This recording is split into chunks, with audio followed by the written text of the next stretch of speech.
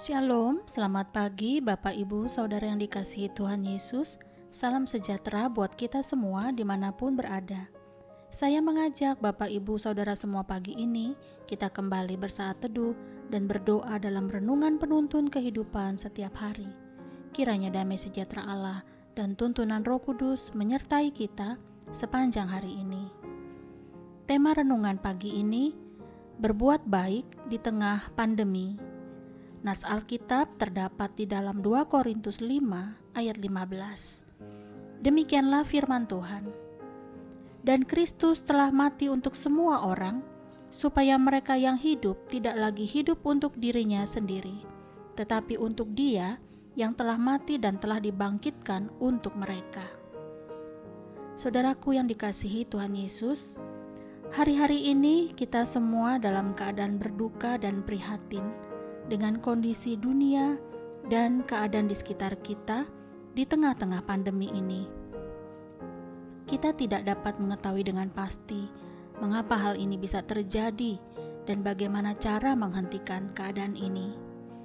Banyak orang Kristen berusaha menerjemahkan situasi ini dengan berusaha menggunakan ayat-ayat dari firman Tuhan dan menghubungkan pandemi ini dengan antikristus dan akhir zaman. Mereka juga mengcopy paste berita-berita hoax terkait virus corona, bahwa penyakit ini buatan manusia. Mereka berbicara seolah-olah mengetahui semuanya dengan pasti. Bahkan ada orang-orang mengaku mendengar suara Tuhan dan mendapatkan pesan bahwa pandemi ini merupakan hukuman Tuhan. Atau ada yang mengklaim bahwa pandemi ini suatu konspirasi dari antek-antek antikris.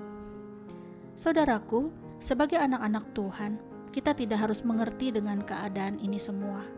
Tetapi marilah kita mengambil sikap dan meresponi keadaan ini dengan bijak. Alangkah lebih baik kita mengambil waktu untuk duduk diam dan merendahkan diri di kaki Yesus. Mungkin kita bertanya kepada Tuhan, apa yang harus kita perbuat? Apa yang Tuhan inginkan dari kita? Bagaimana harusnya kita melayani, khususnya bagi semua hamba Tuhan? Agar kita tetap bekerja bagi Kristus, kita tetap berbuah dan berdampak bagi orang lain, terutama bagi saudara-saudara kita seiman. Justru di saat-saat seperti ini, kasih kita akan Tuhan jangan menjadi suam-suam kuku, dan kasih akan sesama menjadi dingin. Saudaraku, nat firman Tuhan pagi ini jelas berkata, agar kita tidak lagi hidup untuk diri kita sendiri tetapi untuk Tuhan. Dalam Filipi 2 ayat 4 juga berkata hal yang sama. Janganlah tiap-tiap orang hanya memperhatikan kepentingannya sendiri, tetapi kepentingan orang lain juga. Perhatikanlah bahwa Tuhan menginginkan kita agar kita tidak hidup egois, tetapi kita harus belajar untuk memperhatikan orang lain. Betapa pentingnya mengembangkan sikap, perhatian, dan perbuatan baik bagi orang lain di tengah pandemi ini. Lalu apa yang harus kita lakukan? Ada beberapa sikap yang baik untuk kita sama-sama pelajari agar kita dapat menjadi pelaku firman dan menjadi berkat sehingga nama Tuhan dipermuliakan. Yang pertama adalah miliki belas kasihan. Saya teringat kisah dalam Yohanes 11 di mana Yesus membangkitkan Lazarus. Bagaimana Yesus ikut terharu dan hatinya masyul ketika ia melihat Maria tersungkur di kaki Yesus dan berkata, Tuhan, sekiranya Engkau ada di sini, saudaraku pasti tidak mati. Dapatkah kita membayangkan bagaimana Tuhan Yesus ikut merasakan kesedihan dan kedukaan terhadap situasi yang dialami anak-anaknya? Bukankah sikap dan tindakan Yesus ini menjadi penghiburan bagi kita, bahwa Allah pun dapat berduka bersama-sama dengan kita. Allah peduli dengan keadaan kita. Hal ini mengajarkan bahwa kita perlu memupuk belas kasihan kepada sesama kita, terutama kepada saudara-saudara kita seiman. Sebab memiliki belas kasihan dan rasa empati terhadap penderitaan orang lain adalah prinsip dan ajaran Alkitab. Janganlah kita memiliki sikap seperti istri Ayub, yang menghina dan mematahkan semangat Ayub ketika ia menjadi miskin dan sakit, dengan menganggap percuma mencintai Tuhan.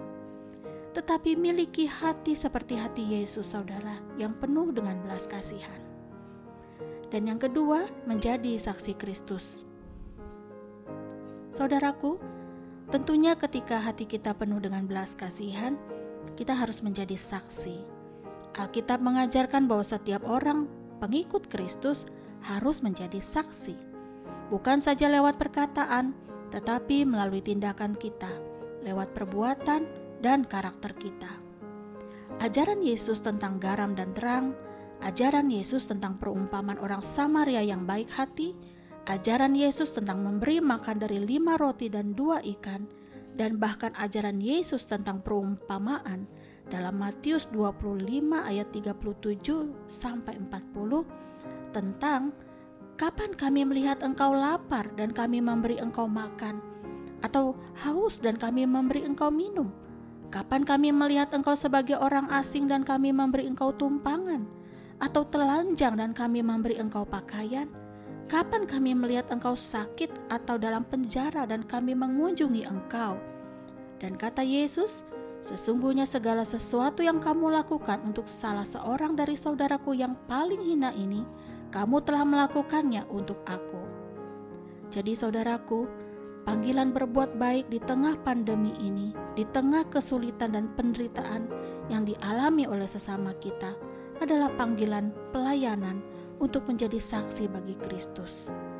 Kita tidak tahu kapan pandemi ini akan berakhir. Sudah 1,5 tahun kita melihat beberapa keluarga, teman-teman kita yang sakit bahkan meninggal dunia. Banyak dari kita tidak menyangka wabah ini bisa mematikan, tetapi banyak juga orang yang memandang wabah ini bukanlah hal yang serius. Mari lakukan apa yang dapat kita lakukan untuk saling melindungi, untuk saling memperhatikan, dan membantu apa yang dapat kita lakukan bagi mereka. Biarlah kebaikan hati kita bukan untuk dipuji manusia, tetapi untuk memuliakan Tuhan. Amin. Mari kita berdoa. Bapa, terima kasih bahwa firman-Mu adalah cahaya bagi kami yang menerangi dan menuntun kami kepada kehidupan. Ajarlah kami Tuhan, agar kami dapat berbuat kebaikan di tengah-tengah masa yang sukar ini, di tengah-tengah perjuangan kami menghadapi pandemi ini yang tidak mudah kami lalui. Sebab firman-Mu juga berkata, agar kami tidak jemu-jemu berbuat baik, karena janji-Mu berkata bahwa kami akan menuai jika kami tidak menjadi lemah. Terpujilah nama Tuhan. Di dalam nama Tuhan Yesus kami berdoa. Amin. Kiranya berkat yang sempurna dari Allah Bapa, kasih karunia dari Tuhan Yesus Kristus, dan persekutuan yang indah dengan Roh Kudus menyertai kita dari sekarang ini dan sampai selama-lamanya. Maju terus dalam tuntunan Tuhan, saudara. Tetaplah semangat. Sampai jumpa esok hari di penuntun kehidupan setiap hari. Dan Tuhan Yesus memberkati.